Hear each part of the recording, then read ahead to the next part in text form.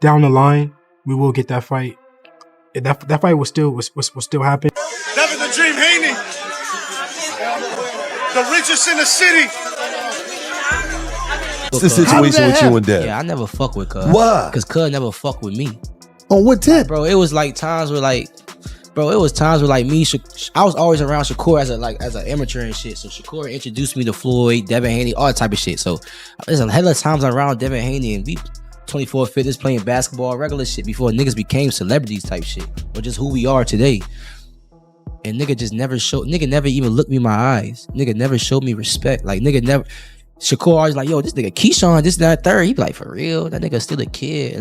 Like, he just never gave me my respect. He sunned you. You know what I'm saying? So it's like, bitch ass nigga, you know goddamn well, nigga.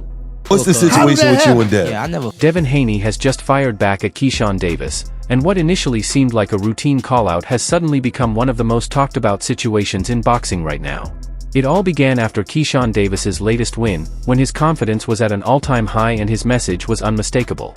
He didn't want just any fight. He wanted Devin Haney. Who's on your hit list next? Everybody. Devin Haney. Why is that the fight for you? Let's go. His father in my DMs keeps screenshotting stuff that we saying. I don't know what he's screenshotting it for, but Devin Haney definitely on my hit list, and we making that happen 2026. And the way Davis said it felt intentional, calculated, and loud enough to demand a response. And that response came.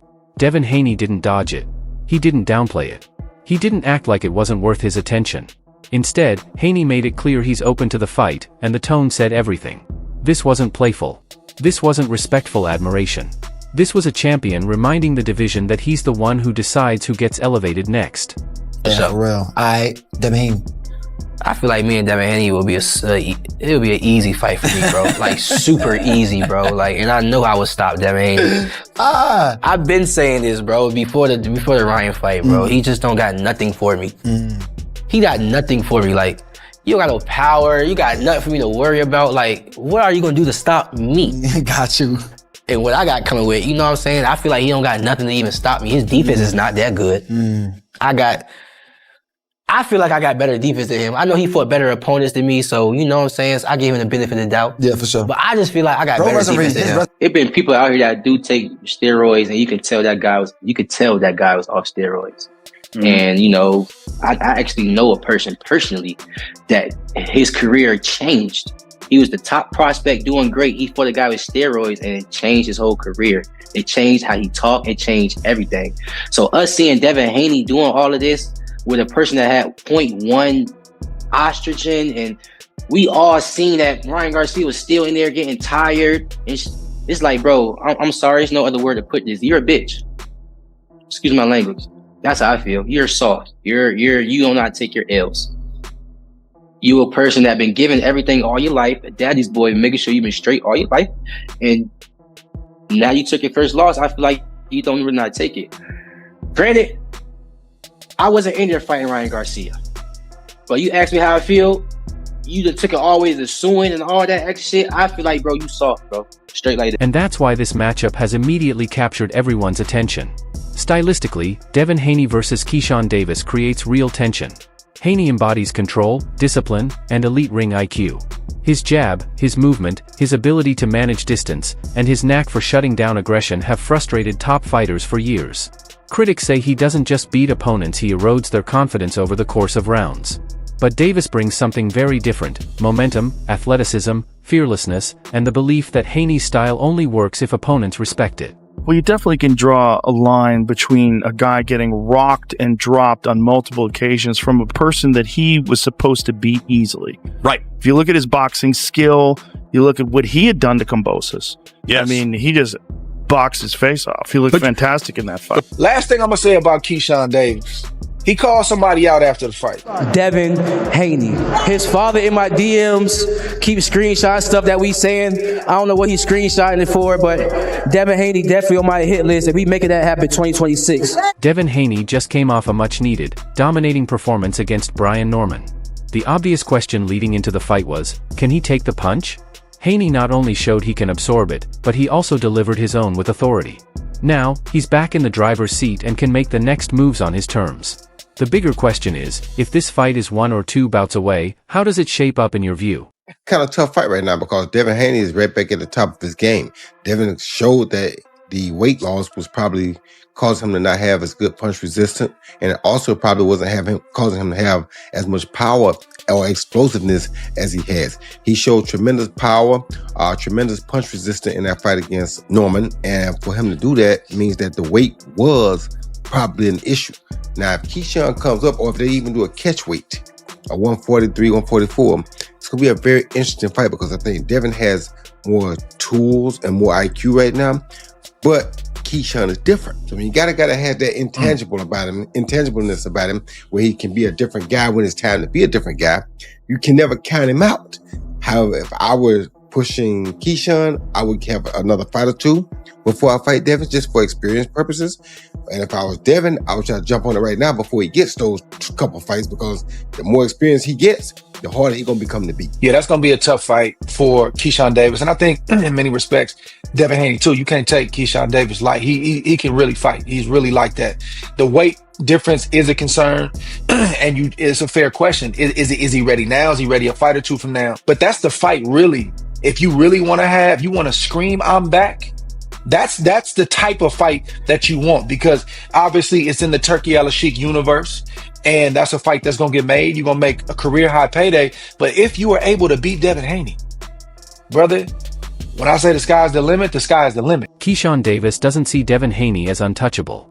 He sees him as a problem that can be solved with pressure, speed, and a willingness to take risks. And that belief is what's dividing boxing fans. Some analysts argue this fight would be a masterclass for Haney, saying Davis is moving up too quickly and would get slowed down, neutralized, and picked apart over 12 rounds. They highlight Haney's experience in big fights, his championship composure, and his ability to make opponents fight at his pace as overwhelming advantages. But others see Davis as the most dangerous type of challenger Haney could face right now. They point to his aggression, confidence from recent performances, and the fact that he fights without hesitation. Now I got a new respect for Shakur. He's so trash in that fight that now I see the difference between boxing and dodging hits and running so you don't get hit. I clearly see the real. So Shakur, whatever I said, if I said anything, I don't know if I said anything, I apologize. You are a great boxer, a great defender, bro. Because what Devin Haney did is running. That nigga ran, bro. The only thing he didn't do was turn his body that way. Because he ran, bro. And the bull wasn't even like a good fighter for him to run from. So the shit was crazy, bro. Like, that's why I said Rolly need to fight him, take his belts, and then let Ryan fight him so they both can go out on the bang. Because both of them need to retire after this shit. You know what I'm saying? So I used to think Devin Haney was the most boring fighter in dance sport. But at least Devin Haney tries to knock people out. It's just Devin Haney just has the inferior, genetics. God. His genetics are beyond horrible with his sloppy legs and his weak body frame and all that stuff. They argue that if Davis can push the tempo, make it physical, and force Haney into exchanges instead of a chess match, the entire dynamic of the fight shifts quickly. That's where the drama truly explodes, because this isn't just about styles, it's about timing and momentum. For Haney, the fight is about control, shutting down the noise before it gains traction, and proving that the next generation can talk all they want, but the results stay the same. A dominant win would cement his status as one of boxing's most technically sound fighters and silence critics who claim he avoids danger. For Davis, it's about acceleration, about skipping the line, and proving that confidence isn't arrogance when you can back it up. If the Devin Haney fight doesn't happen, is that someone you like to fight? Yeah, for sure. I love to fight Devin Haney. Me and Devin had a little controversy back and forth for some years now. Honestly, I'm gonna be real with you. And Bill and Haney been in my DMs, DM me and stuff like that. So I already knew what they was coming to the fight for. I'm gonna be real with you. They was coming to fight to watch me. For sure. And since that I won in spectacular fashion, I feel like, let's get it on, let's fight. You know what I'm saying? What was always the issue most of the time, this is what the fighters always want to see the great fights, but the fans would love to see this. What do you think is going to be in the way of making a fight Keyshawn Davis versus Devin Haney. What can actually make that happen? Because there's so many layers that have to happen for a fight of this magnitude to happen. What do you think needs to do? I mean, for it to happen right away? For it happen right away, if it make money, it makes sense. Yeah. Be real with you. Like me right now, I'm gonna be real with you. Like I'm gonna be real with both of y'all. I'm in a position to where like I can stay at 140 and I can just go crazy at 140. I don't have to go up to 147 to fight none of them fighters. Right. I'm making the decision to go up to be great. You know what I'm saying? A win here wouldn't just elevate him. It would completely change his career overnight. That's why the boxing world is going crazy over this debate everywhere. Opinions split. Fans arguing about who controls who. Some say it's a mismatch. Others say it's exactly the kind of fight that exposes champions. And now that Devin Haney has fired back, this doesn't feel hypothetical anymore. It feels like a collision that's being talked into existence. Because if this fight happens, it won't just headline a card. It will define a year in boxing. And one way or another, someone's reputation is about to change forever.